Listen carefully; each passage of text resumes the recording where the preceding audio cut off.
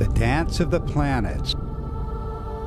So regular and predictable, one might think they've moved like this forever.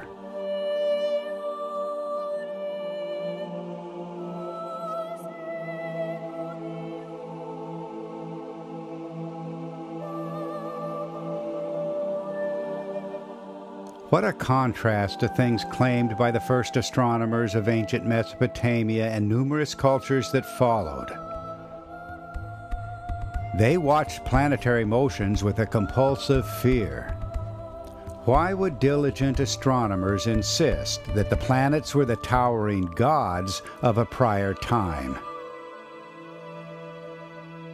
Planets ruled the destiny of kings and kingdoms, and they were the agents of doomsday, the end of the world.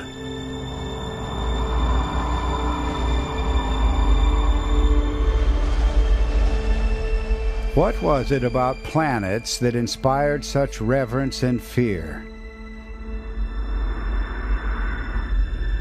The Babylonian priest-astronomer Berosus said that planets moving on different courses than today produced world catastrophe.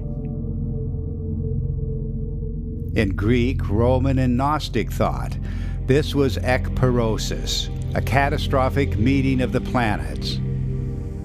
But the memory of planetary disorder is echoed by numerous ancient sources. Plato expressed it, and so did Zoroastrian texts. The Hindu Mahabharata, Taoist teachings, and the Chinese bamboo books.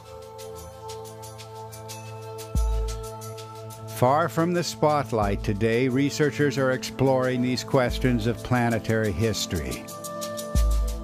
They bring wide-ranging backgrounds from comparative mythology to planetary science and plasma physics.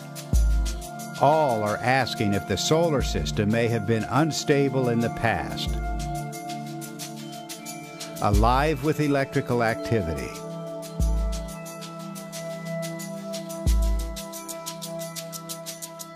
Allow this question to be asked, and the doors open to a new understanding of the past, of planetary history, and the rise of civilization itself.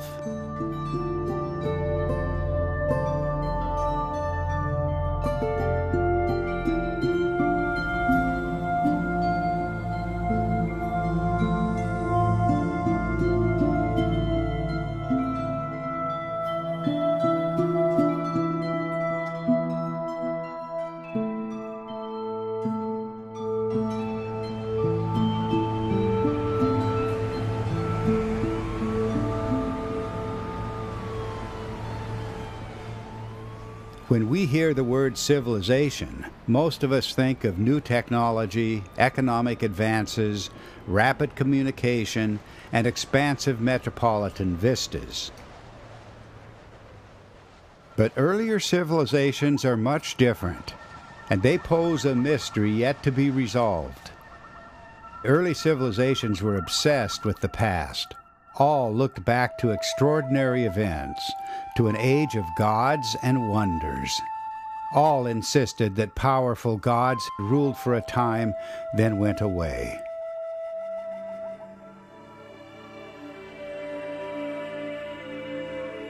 Monumental cultures arose, and the monuments themselves meant much more than a display of technical skill. A monument commemorates something collectively remembered. It was obsessive acts of remembering that shaped the early civilizations, from the cities of Egypt stretched along the Nile to those of the Fertile Crescent of Mesopotamia, from India to Southeast Asia and China, and no less so in the Americas, from the early predecessors of the Aztecs and the Maya to the archaic cultures of the Central Andes. All reveal a desperate urge to recover something lost.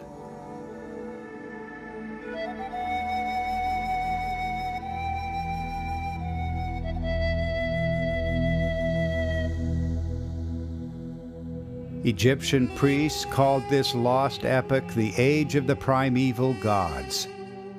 It began with the rule of an earlier sun god, Atum, who later departed.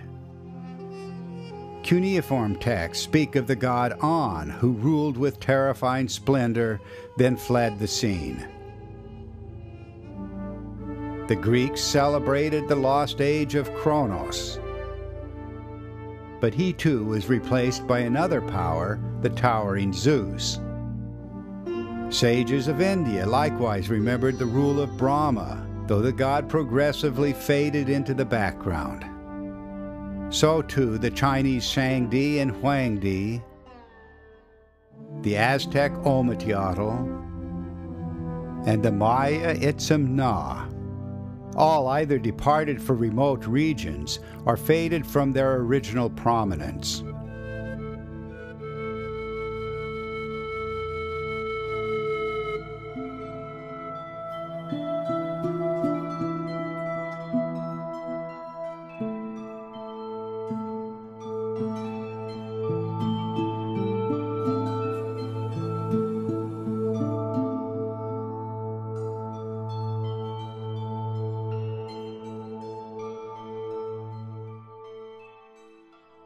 Through festivals and symbolic rites, the cultures remembered the lives of the gods.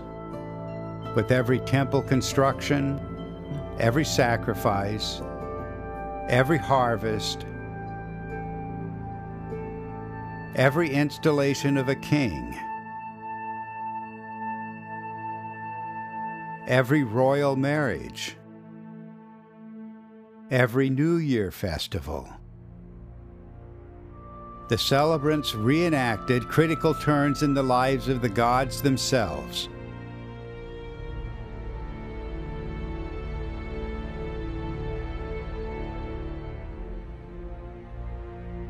Were you to remove the stories of the gods, there would be no cultural content left in the early civilizations.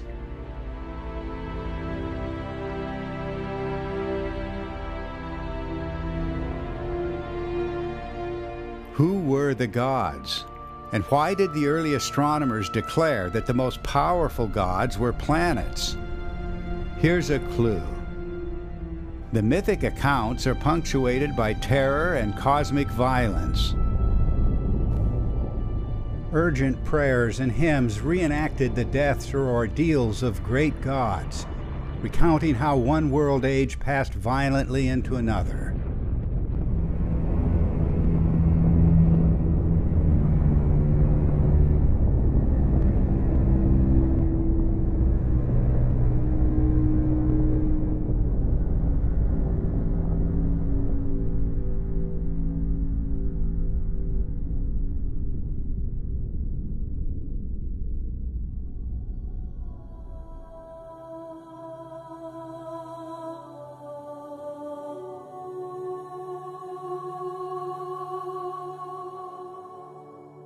At least some of the artistic and mythological themes will be familiar to you. The myth of paradise, or the Golden Age, for example. A perfect time before a descent into cosmic disaster.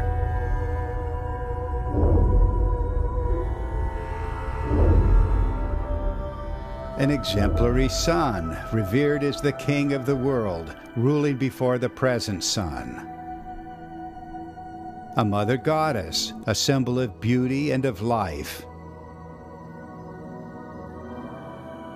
A great warrior or hero born from the womb of that very goddess to rescue the world from monsters that are also unexplained.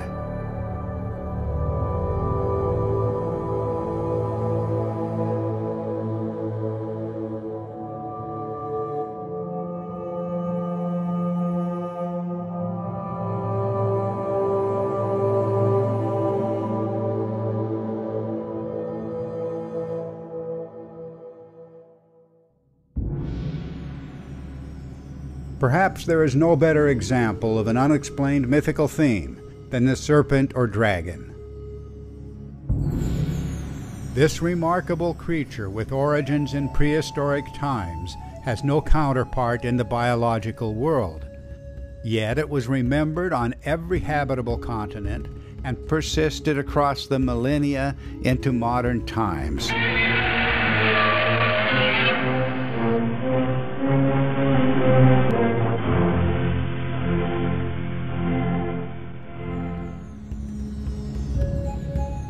Well, we can find amusement in the comic book versions of this monster.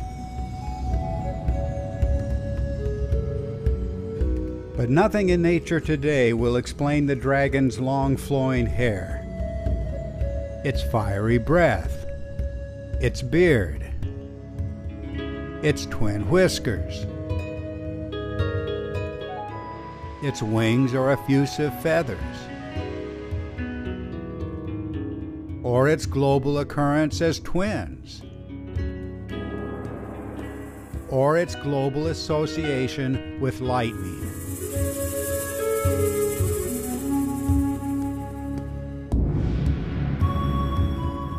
Thousands of years after its prehistoric birth, the monster continues to linger in human fantasy. It will not go away.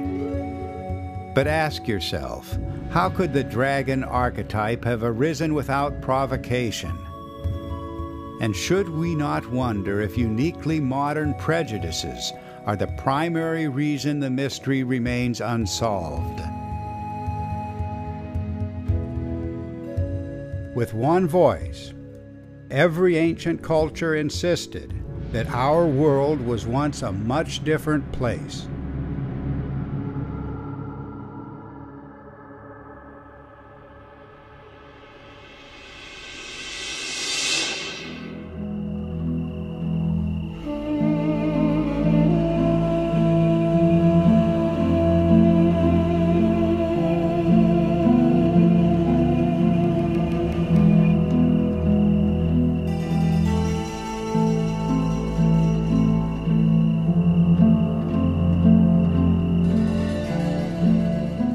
Several thousand years ago, events of beauty and terror provoked an explosion of human imagination. This was the myth-making epoch of human history. First came the enchanted realm, the theater of venerated gods and goddesses. The gods were prodigious.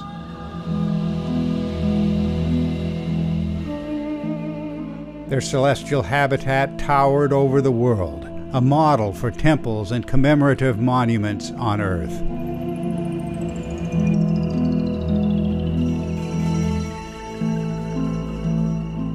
But the gods grew capricious. One celestial power metamorphosed into another.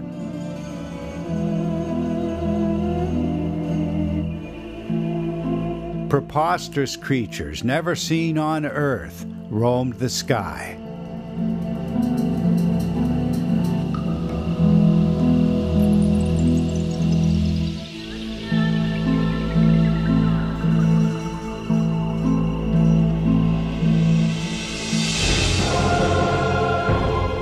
The gods turned violent as heaven itself fell into chaos.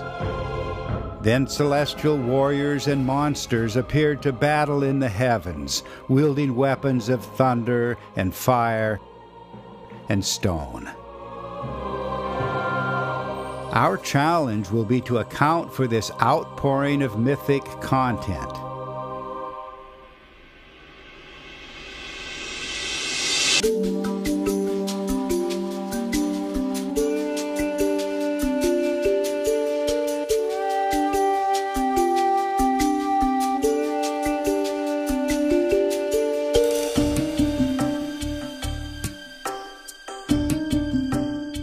The eminent psychoanalyst Carl Jung called these deep patterns the archetypes.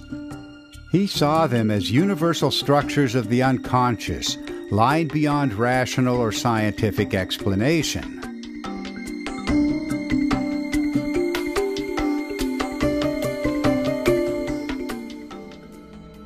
Yes, the myths seem incomprehensible to us, but the archetypes offer a pathway through the confusion. They are the points of agreement between the far-flung cultures. And this agreement rises above the carnival of confusion and contradiction.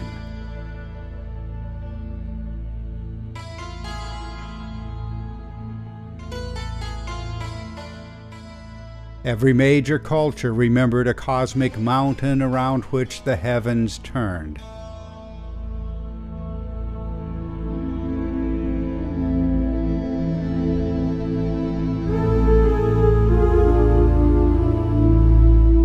And every culture chronicled the terrible aspect of the Mother Goddess.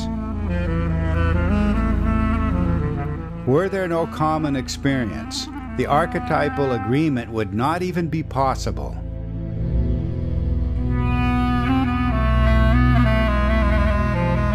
All that is required here is a willingness to meet the archetypes and without fear or prejudice or any advanced assumptions to hear their message.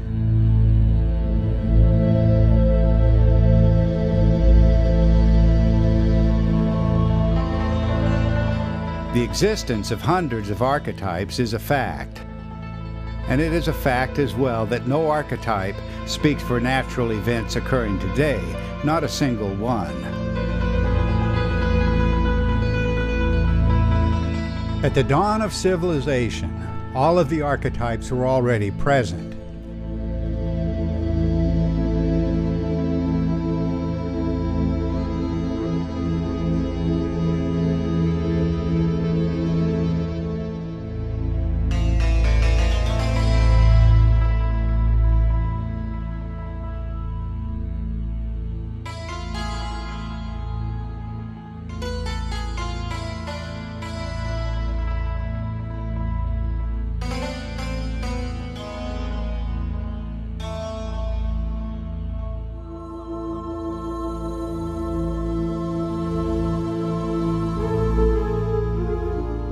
Today we are fascinated by the monumental scale of the antique civilizations.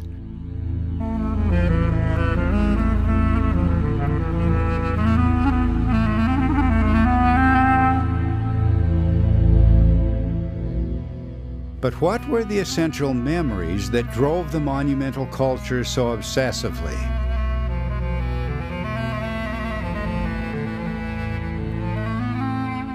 The threads of evidence trace deep into the prehistoric past, a world barely recognized, but not entirely lost.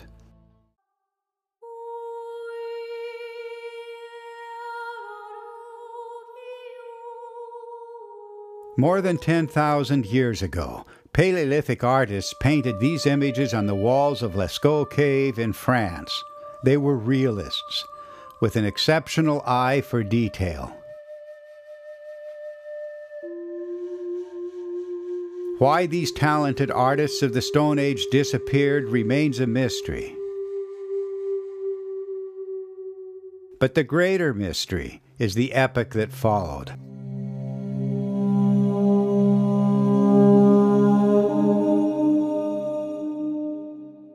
It seems that Neolithic artists lost the ability to depict nature as we know it. Accurate representations of nature are present, but the dominant style produced a carnival of ghostly creatures and absurd forms never seen in our world.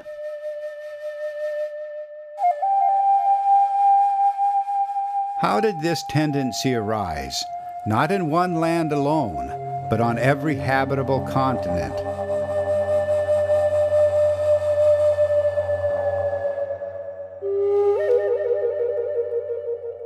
Absurd, yes, but what provoked the distinctive patterns? A stick man with no head, just a duck or other bird on his shoulders? Hundreds of variations on this theme occur in the American Southwest. But the pattern doesn't end there.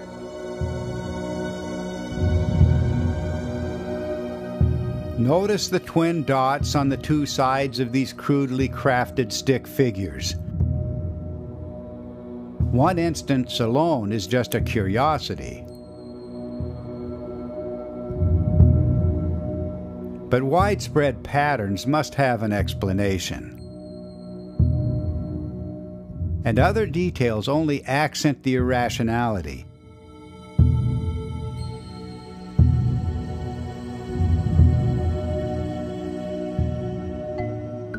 Recently, an answer to these mysteries came from outside traditional archaeology, from plasma science and laboratory experiments with electric discharge. Plasma scientist Anthony Peratt of Los Alamos Laboratories has shown that these stick forms recorded electrical events in the sky. Something like the northern lights we see today, but 1,000 times more energetic. And he matches the rock art forms precisely to the configurations taken by electric discharge in the laboratory. The rock art images are explained as sheets of intense electric current in the evolution of a plasma discharge. The central column you see in this stylized representation is the axis of the discharge. Wrapped around the axis is a torus or donut-like tubular sheet of charged particles.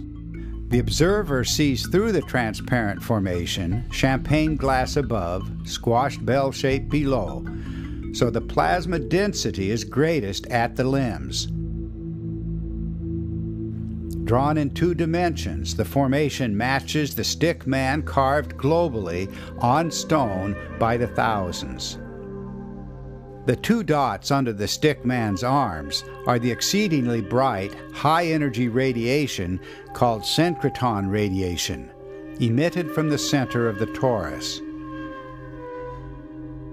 The current sheets continually warp as the electric discharge progresses, and this form is not uncommon. A 2-dimensional representation might look like this. Peratt's work has shown that the stickman, the duck-headed version of the American Southwest, and variations from Hawaii to Saudi Arabia, is a plasma discharge formation, a subject on which he is an acknowledged world expert. Peratt's investigation is entirely independent from our own. Thousands of rock art images have enabled a supercomputer to identify formations as seen from different positions on Earth. The fit that he has documented cannot be accidental. And yet our own investigation, which preceded Peratt's by almost 3 decades, converges with his in extraordinary ways, as I shall clarify in the 2nd episode of this series. For scholars and scientists as a whole, rock art remains an unsolved mystery. For 200 years, experts have debated over the vast library of images on stone.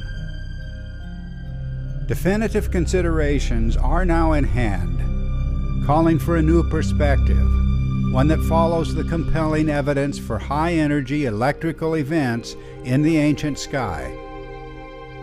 And those who pursue this line of investigation must not be afraid to ask how the movements of planets may have contributed to an electrified cosmic environment, of which science knew nothing only a few decades ago.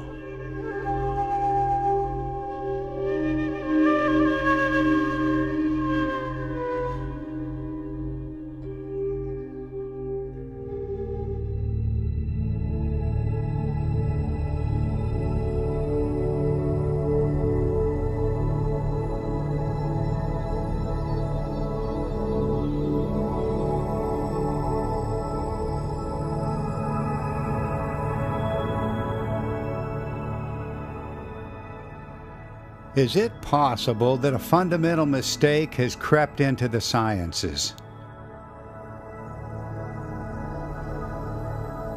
Today we witness an unshakable confidence in the regularity of planetary motions. But is this confidence truly justified?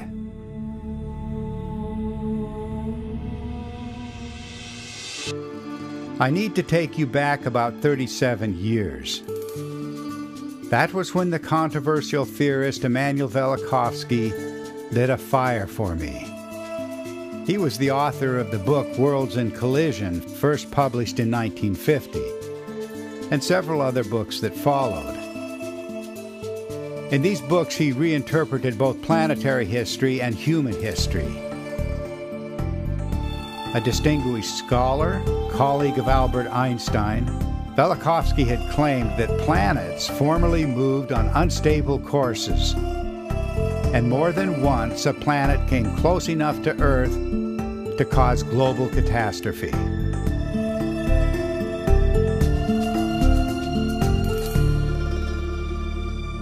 Most astronomers dismissed the book out of hand, and some threatened a boycott of the publisher Macmillan, forcing the company to drop the book when it was the #1 bestseller.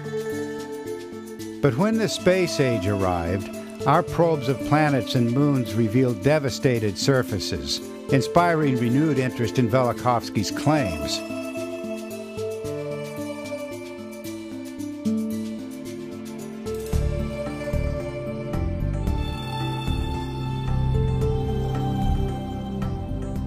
With Velikovsky's cooperation, I had the privilege of publishing a 10-issue series on his challenge to science. Velikovsky said that cosmic catastrophe left its marks on the now peaceful planets, our Earth included. He said that the planet Venus appeared in the sky as a comet, and that its near collision with the Earth decimated early civilizations.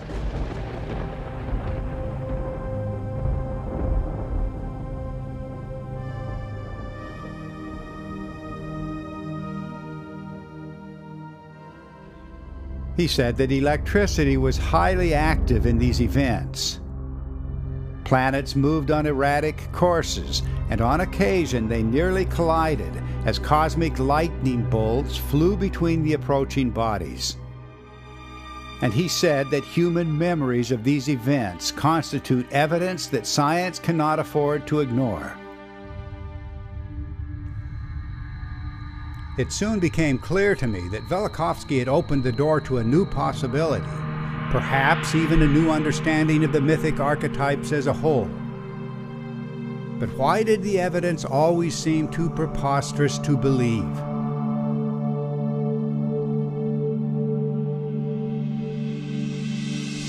Why did all of the archaic cultures stake everything on memories of the gods as towering bodies in a former sky?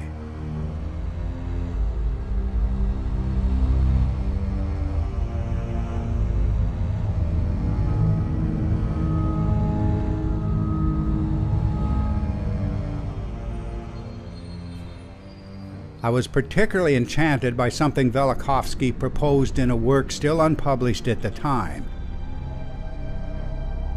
He claimed that, in the earliest remembered epoch, the planet Saturn dominated the sky, close to the Earth, presiding over the mythic Golden Age. It was an outrageous idea, and yet I found in it the inspiration for a life's work. Ancient cultures the world over insisted that an exemplary sun once ruled the sky. For the Egyptians, this former power was the creator Atum-Ra, ruling from the center and summit of the sky. In ancient Mesopotamia, we see the primeval sun as a great turning wheel in the heavens, and the astronomers named this body as the planet Saturn. It was from the Romans that we received the planet's name, Saturn. But an archaic Latin name for Saturn was Sol, the sun. In earlier Greek texts, the planet Saturn, called Kronos, was also named Helios, the sun.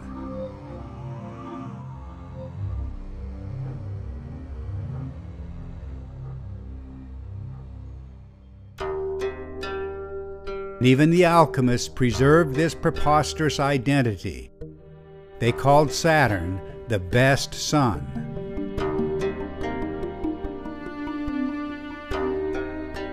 Best sun, superior sun, exemplary sun.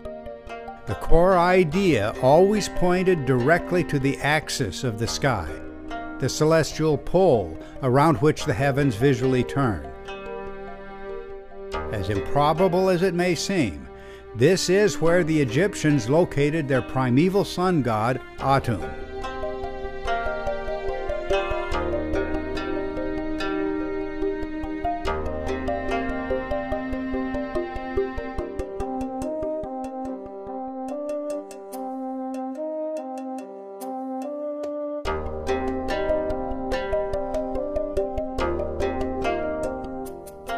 This motionless spot in the heavens is precisely where later astronomical traditions from Greece to Persia and China all claimed that Saturn had ruled the world, a contradiction of every principle we take for granted today.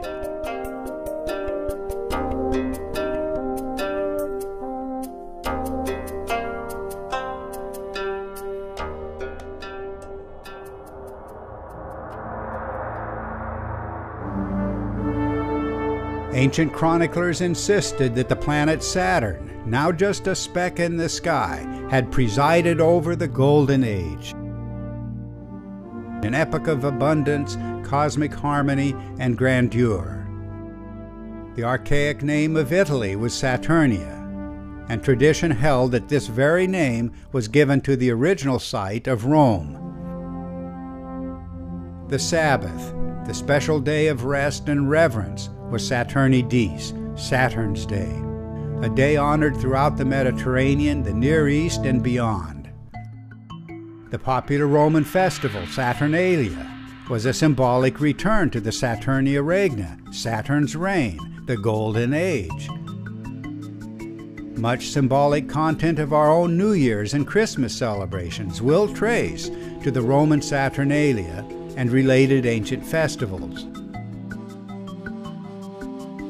In one form or another, every culture that remembered Saturn's reign regarded the planet god as the father of kings, the father of the nation or the race. Ancient traditions identified the Ugaritic and Hebrew El as Saturn, and it was said that the Israelites once saw themselves as Saturn's children. In the same way, the Greeks invoked Kronos as their first father. And the Romans insisted that they were the true descendants of Saturn, arriving in Italy through the adventures of the legendary ancestor Aeneas.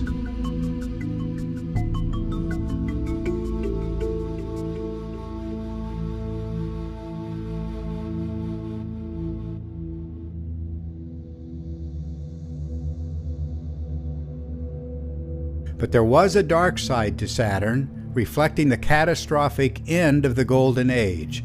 This was when, in the words of Manilius, Saturn, the first father, fell to the opposite end of the world axis. This sudden onset of chaos, when heaven itself seemed to fall out of control, has haunted civilizations across the millennia, erupting as doomsday anxiety, the fear that what happened once will happen again. It's almost impossible to believe that ancient people sacrificed their own children, either symbolically or literally, to the planet god Saturn. Saturn was remembered as the devourer of his own children, and as Moloch, demanding sacrifice, and as El, or the Elohim, commanding Abraham to sacrifice his own son, Isaac.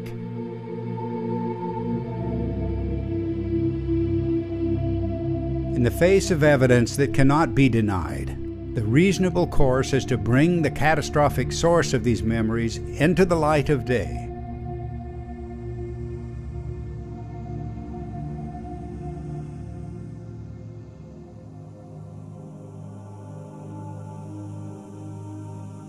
My book, The Saturn Myth, published by Doubleday in 1980, began the reconstruction of a spectacular formation formerly seen in the sky, a gathering of planets looming immense above the ancient witnesses. I was working with the mythic archetypes, cultures everywhere using different words and different symbols to describe eerily similar events. But the planetary model presented in the Saturn myth was far from complete. Amongst the greatest of enigmas was the cosmic wheel recorded by every ancient culture. Images of a wheel in the sky carved on stone are older than civilization itself. Many archaeologists see these wheels as an imagined vehicle of the sun rolling across the sky. But in its most common form, the cosmic wheel doesn't go anywhere. Often it rests on a stationary pillar, or atop a stairway or ladder, or is turned by a rope while resting on an altar or table.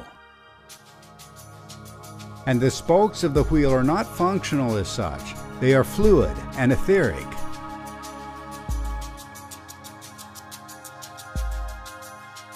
Archaic gods and heroes hold a wheel in their hands. A cosmic wheel served as the throne of gods and cultural heroes and wise men, symbolically replicated in the wheel thrones of kings on earth.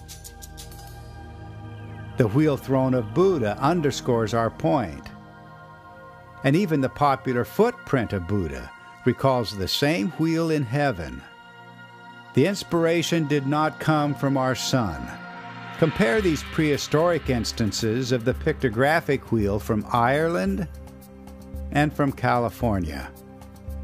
Different parts of the wheel are clearly evident.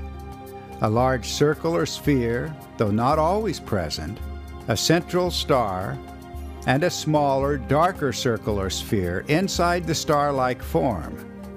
The images do not depict a single object, but three objects, as demonstrated here, where the artist placed the small dark sphere well below the central star. I can assure you that the placements are not random. These forms in the sky were planets in close congregation and immense above the ancient sky worshippers.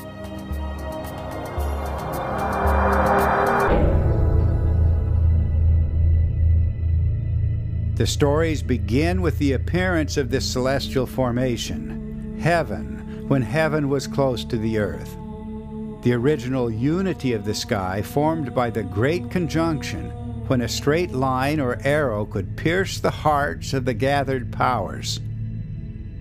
The motionless, superior sun, ruling before the present sun. The father of kings, and first in the mythic line of kings. And a dying or displaced god. In later times, the first astronomers identified this overarching ruler of the sky. They claimed it was the planet Saturn, remembered as the owner of the cosmic wheel before the god departed for distant realms. The astronomical traditions also name the central star as Venus, the mother goddess, and they name the darker reddish sphere as the planet Mars, the cosmic warrior. In these 3 hours, I intend to demonstrate that the stories of the gods are the stories of what happens to these celestial bodies.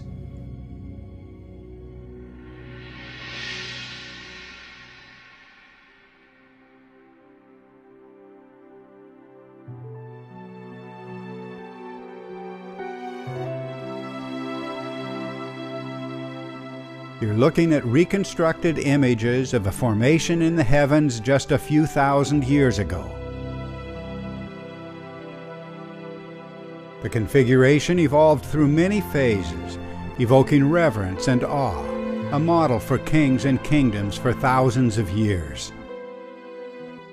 Great temples and cities, and sacred mountains all pointed back to the mythic age of gods and wonders.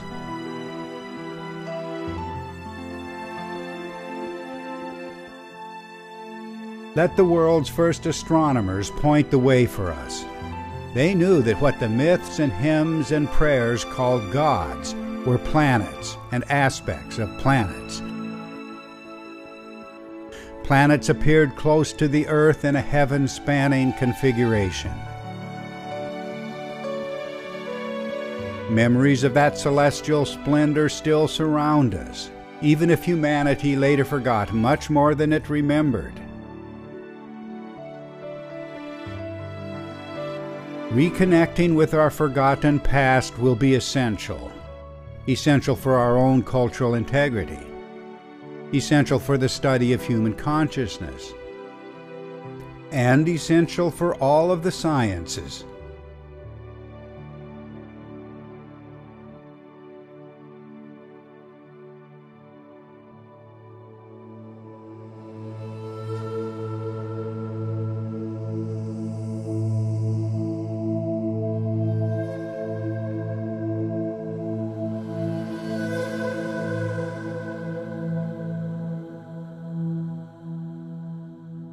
Just a few thousand years ago, our ancestors witnessed a gathering of planets close to the Earth.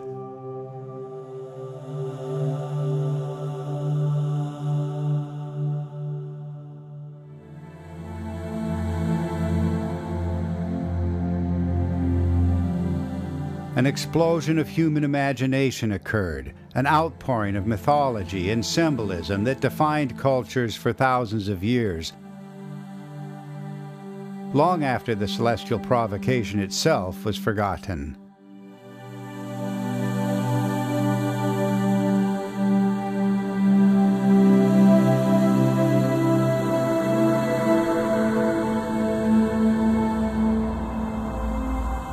In these early historical times, there are no records of the present planets, no diaries recording planetary motions or periods. Planets as we know them today did not exist. These were the gods, awe-inspiring, and at times capricious and terrifying.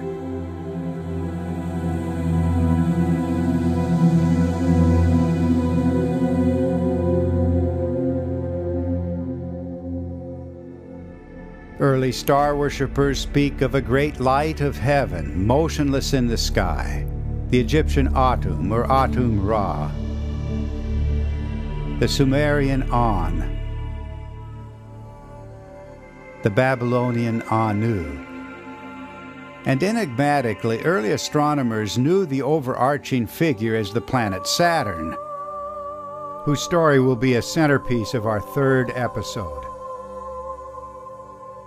In the beginning, the gathered powers were not seen as separate gods, but as the primeval unity of heaven, the perfect conjunction, or great conjunction of the Golden Age.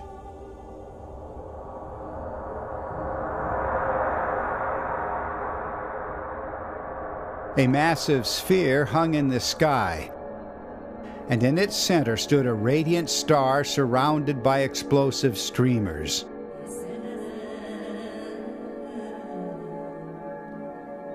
Cultures the world over came to see this star in feminine terms as the mother goddess, the planet Venus. Remembered as the great star, the mother of all stars.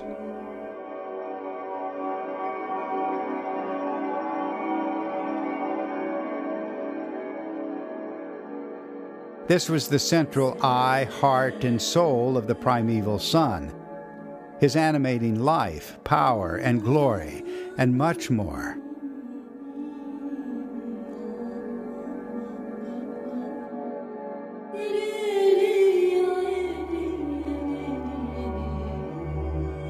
One of the most enigmatic cultural themes is the transformation of the life-giving goddess into a monstrous form, attacking the world. This was the terrible goddess, raging in the sky with wildly disordered hair, or multiple flailing arms, a celestial spectacle radiating a paralyzing light.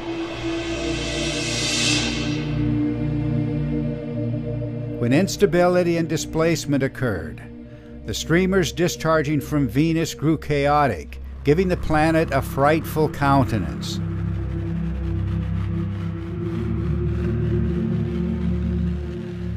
The angry goddess was a comet, the mythic prototype of comets. Immanuel Velikovsky's great comet, the planet Venus.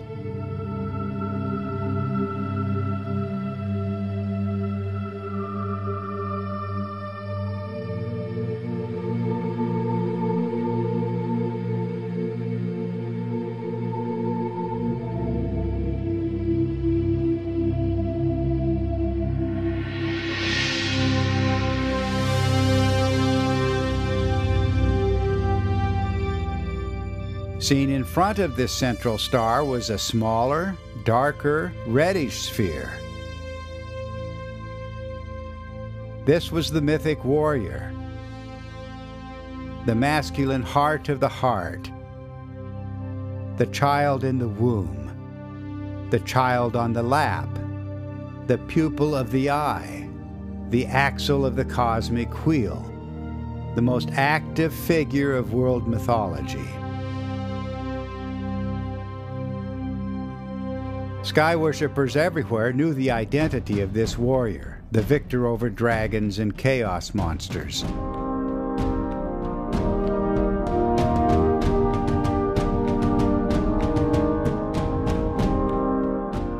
This global identity of Mars as the greatest of warriors shouts to us an unrecognized history.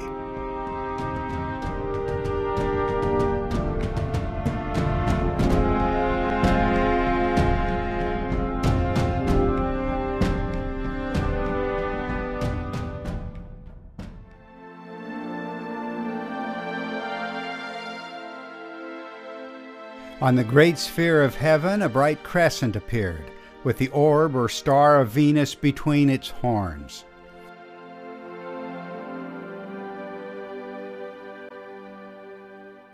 Things never seen in our sky were once revered around the world.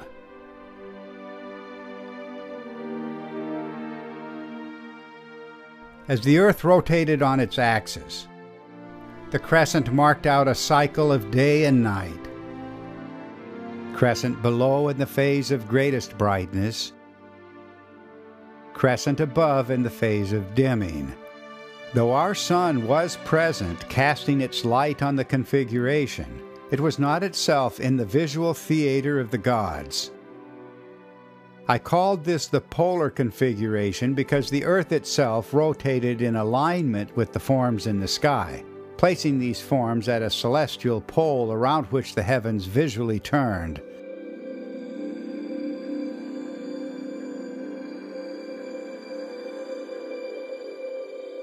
The configuration evolved through numerous phases. The number of streamers changed repeatedly, as did their observed form. Every change in relative position produced dramatic changes in the appearance of the configuration.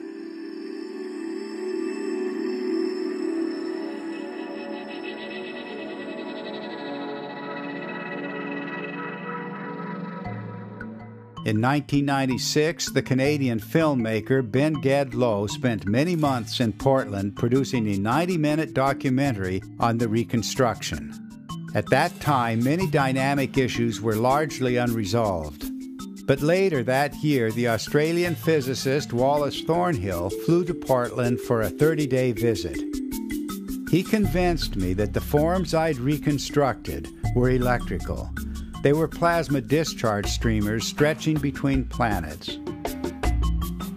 He explained that in a radial electric discharge, both the number of streamers and their concrete form will change with the intensity of the discharge. The whirling forms I'd reconstructed and the common symmetry, which I'd often laughed about, did indeed have a physical explanation. At the time of his visit, Wal Thornhill had devoted more than 25 years to exploring what he called the electric universe. His work follows in the traditions of the electrical and plasma science pioneers, who showed that electricity plays a major role in space. that galaxies, stars, and planets are formed electrically, that comets with their bright tails move through an electric field of the sun. His electrical interpretation extended to the origin of bizarre landscapes on planets and moons, now explained by the well-tested principles of electrical arcing. In an electric solar system, if two planets or moons approach each other from regions of different potential, electric discharge will occur, producing plasma formations stretching between the approaching bodies. Plasma laboratory experiments can tell us what the formations might look like. The backbone is typically a column of twisted filaments, but disks and embedded cylinders also arise to evolve in spectacular ways.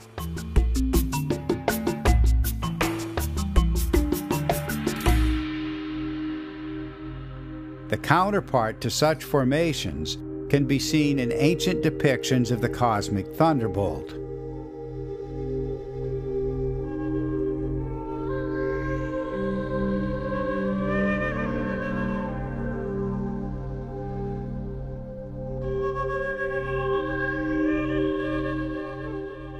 But what an outrageous idea that exotic formations could arise between planets in close approach.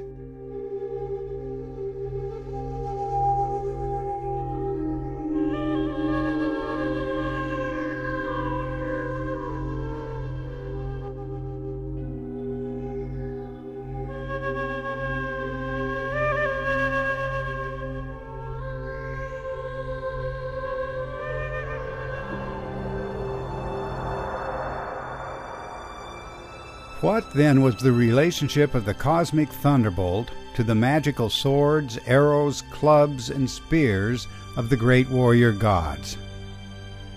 With a stunning accord, ancient languages identify these weapons as special forms of the cosmic thunderbolt. Scholars have already identified the sword and arrows of Apollo, the spear of Zeus, the trident of Poseidon, as aspects of the divine thunderbolt. The same linkage occurs with the Greek Ares, the Latin Mars, whose sword was his identity.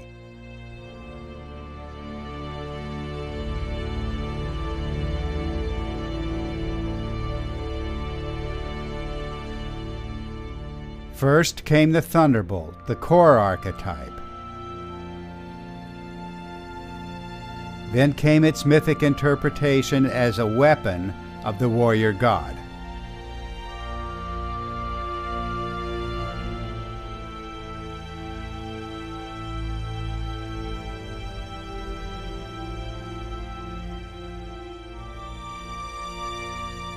Placed in the hands of the gods, the cosmic thunderbolt provides a bridge for us, joining the mythic world to the leading edge of plasma science.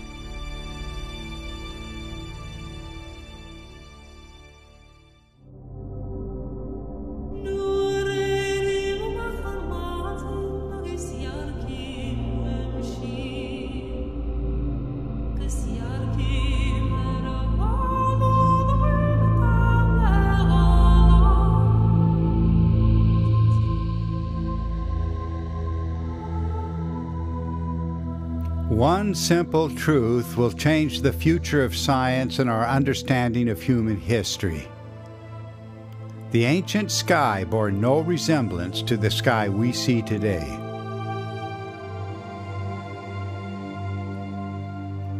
Above human witnesses, planetary formations hovered close to the Earth.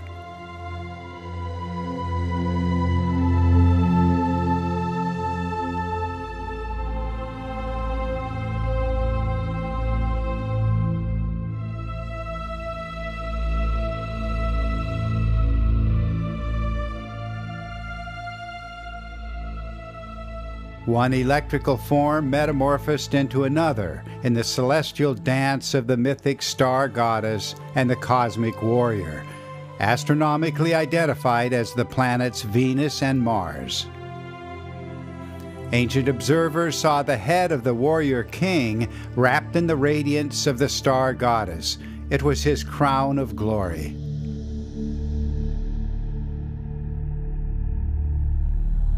And it was the warrior's magical protection, worn as a helmet or crest, but much more. The dancing Aztec god wore the rays of Venus as a crest, but also held the so-called half-star of Venus in an outstretched hand. And he even wore this protective radiance as his skirt. The theme is universal. The warrior's armor was the radiance of the great star, and that is the explanation for the unexplained radiant crown of kings.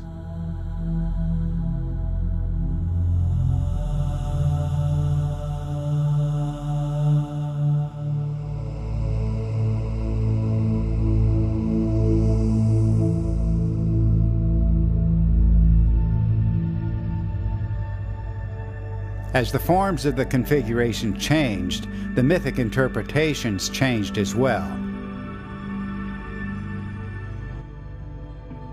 In pictures and words, the ancient chroniclers recounted the cosmic conjunction of the goddess and the warrior. The goddess was the eye, and the warrior was the pupil of the eye.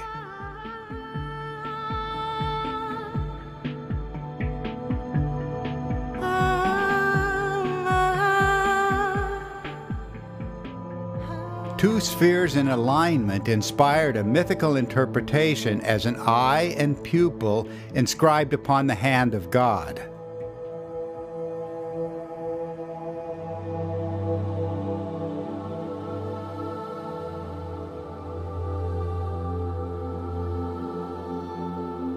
The 5 fingers of the hand were the visible aspects of an 8-spoked wheel in a different phase. Buddhist symbolists knew that the hand bore a secret relationship to the 8-spoked Dharma wheel. Buddha was the motionless axle of the wheel. Enthroned upon the hand of heaven, he was surrounded and protected by the celestial fire of the gods.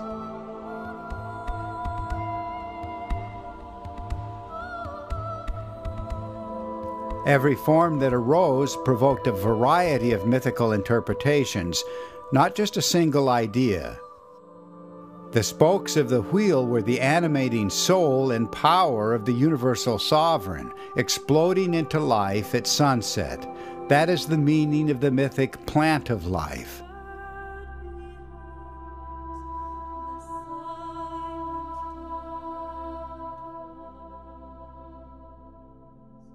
Things seen in the sky provoked hundreds of imaginative images, and not one speaks for events in the heavens today, not a single one. Even when the concrete form of the cosmic original was forgotten, the imaginative idea persisted for thousands of years. Innumerable concrete details will not allow us to just make up explanations for the myths and symbols.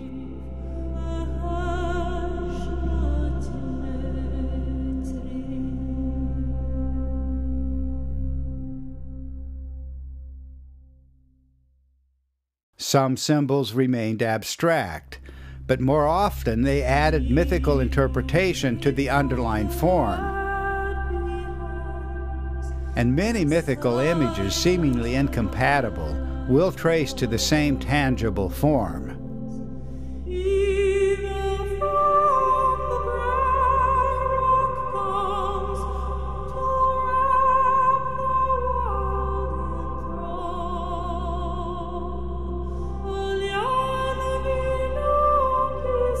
The plant of life was not just an attractive design element. It was a form in the sky, inspiring a story of vast influence. In his birth or rebirth, the warrior god emerged from the radiant flower.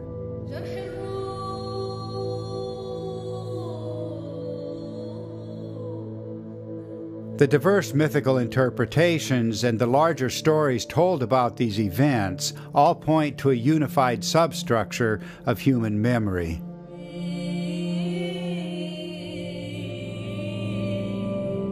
A great wheel turned in the heavens, and it was remembered around the world.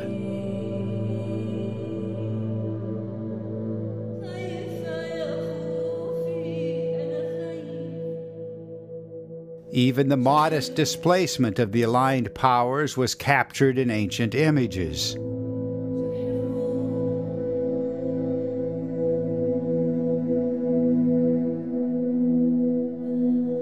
Why was the Egyptian goddess identified as the headdress of the warrior king? It's the underlying form that gives us the answer.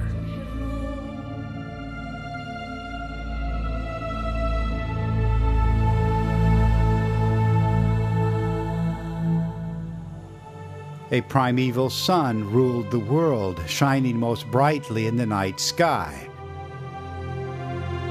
A crescent came to adorn this primeval sun, and it certainly was not our moon. The great star of Venus rested between its horns, and visually seated within the star was the planet Mars. A luminous stream appeared to descend from Mars, the first form of the cosmic thunderbolt.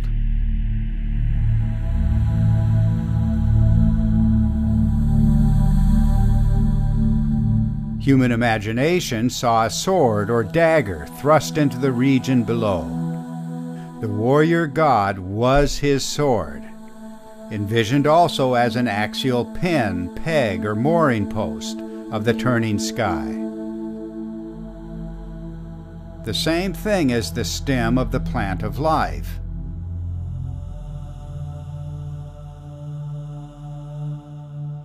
And the pillar-like lower limbs of the goddess.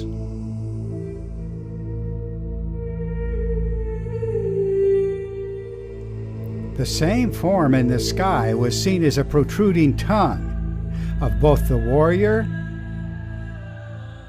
and the angry goddess.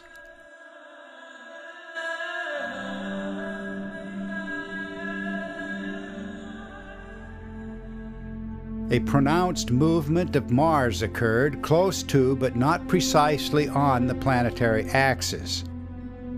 Now the celestial crescent appeared as the horns of the warrior himself, in his identity as the bull of heaven. And it should not surprise us that the foundation post bore the image of the bull at its apex. When it reached the earth, the stream presented the form of a great pillar or cosmic mountain.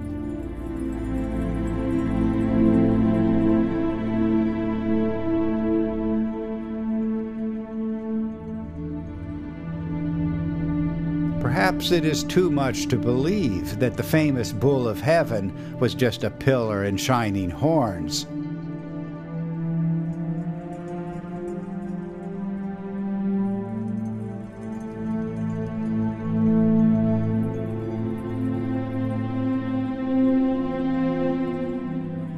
To these events we will trace the worldwide myths of the heaven-lifting cosmic giant, the first active form of the warrior hero. His upraised arms were precisely the same thing as the horns of the bull of heaven, a testament to the integrity of the substructure, the archetypes.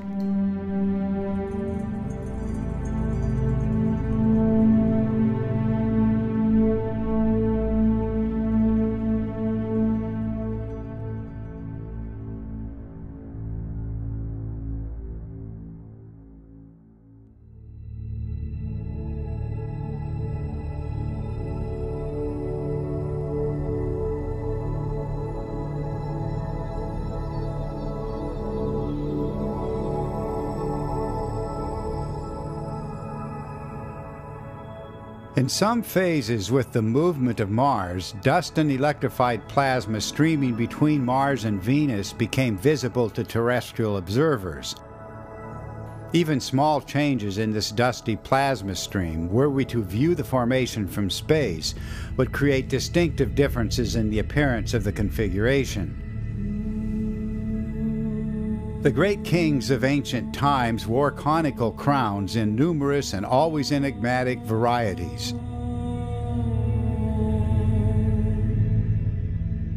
For these revered forms, the experts can find no referent in nature today. Yet the priestly chroniclers of antiquity knew that these crowns imitated the vestment of a cosmic warrior, the prototype of the warrior king on Earth.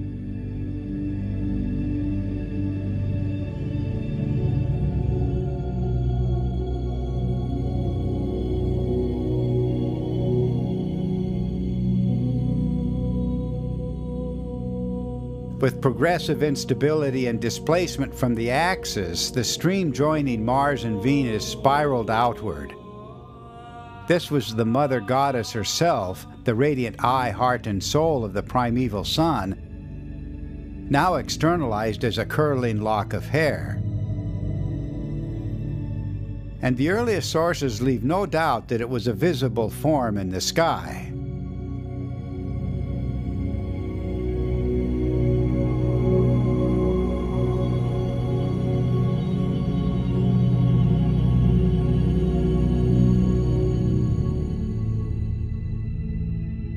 The sidelock of the warrior king mimicked that of his predecessor, the cosmic warrior.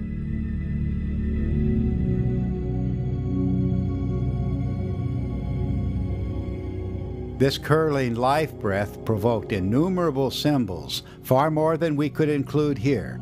Just one example was the mooring post in the sky, signifying the outflow of the eye and the evolving form of creation itself.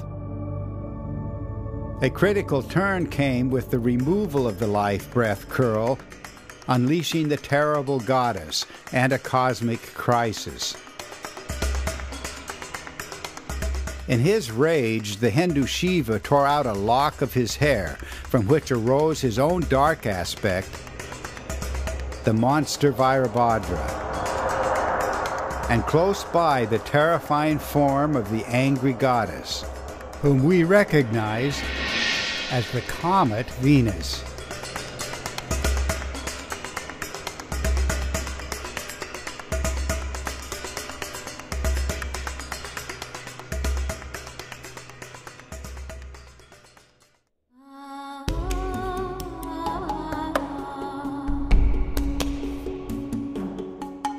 The Medusa archetype was only a nuance away from the celestial serpent or dragon, with its bright filaments, effusive feathers, long flowing hair, and lightning emanations, the global symbols of the great comet. In Egypt, the eye, heart, and soul of Ra departed from the god to become the fiery Uraeus serpent, rampaging in the heavens.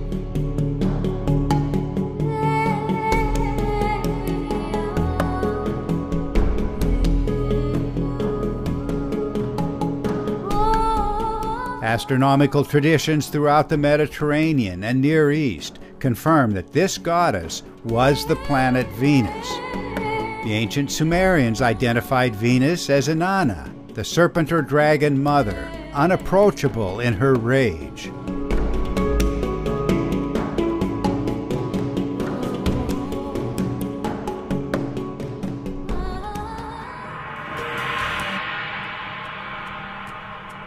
The disordered comet-like hair of the Chinese dragon was an overriding feature, as was the discharging sphere or so-called night-glowing pearl, its spiraling attributes,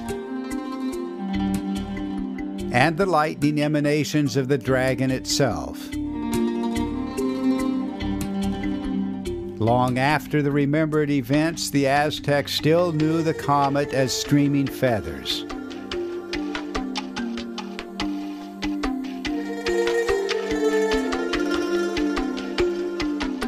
They knew the connection of the comet to a cosmic serpent.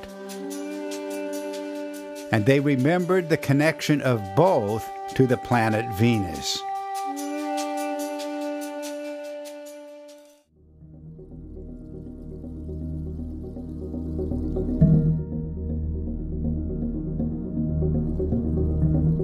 From the episodes of disorder, a phase of celestial construction emerged, focused on the activity of the spiraling form, or rayed spiral, remembered as the serpent of creation. This was the expanded enclosure of the Mother Goddess herself, the motherland in the sky, the true subject of the archaic creation legend.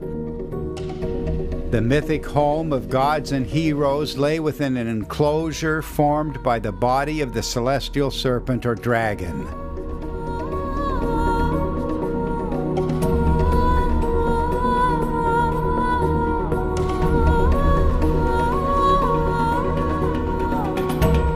The evolving forms noted here are provable phases in the biography of the Mother Goddess, largely ignored but confirmed at the level of concrete detail in the early cultures.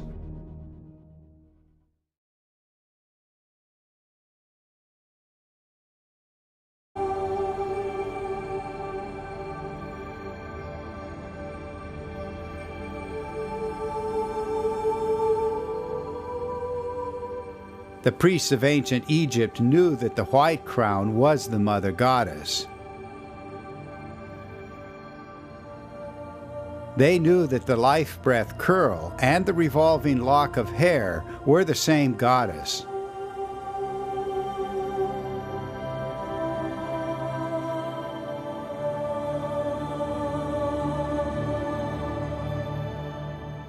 Across all of Egypt, the chroniclers remembered the luminous spiral with its radial projections as the agent of celestial construction.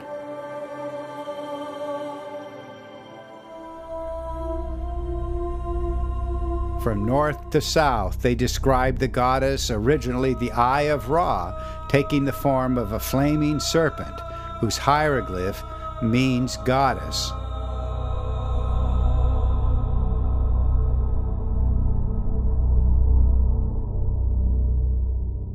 And it was this very serpent that came to form an enclosure, the boundary of Neterta, the celestial kingdom. Mesoamerican artists understood very well that the fire serpent or dragon enclosing the land of the gods had appeared as a rayed spiral.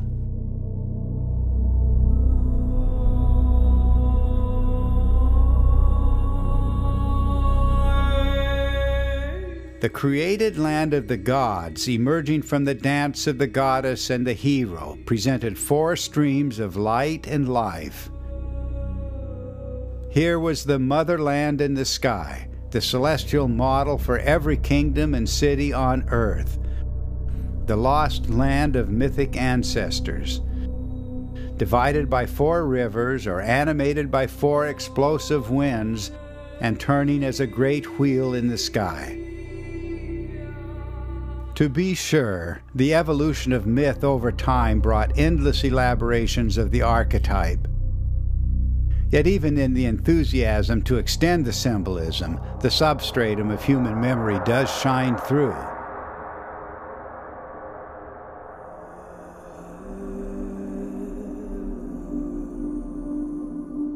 The complexities of the Aztec calendar wheel did not eliminate the axial role of the warrior hero, or the four exploding streams of life energy, or the circumscribing, often double-headed serpent,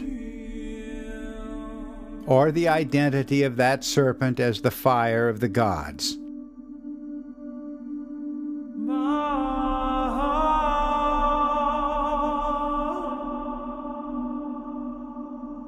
As a rule, later spiritual traditions did not displace these human memories either, but found in them the symbolic landscape for expressing insights and beliefs that would guide later interpretations of myth.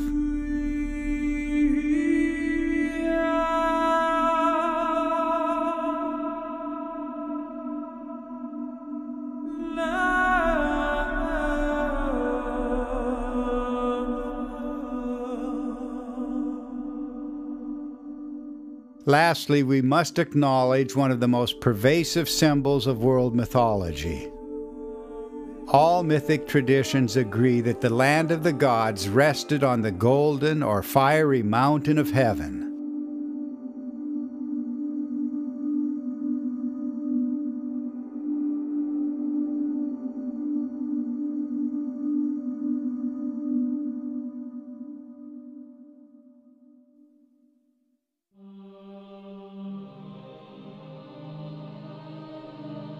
It is evident that the core symbols of human yearning, suffering, and devotion across the millennia trace to the very events from which the first civilizations themselves arose. Now the question must be asked: if the great mythic archetypes are explained by events unknown to our world, what can the electric universe and the leading edge of plasma science tell us about the ancient experience?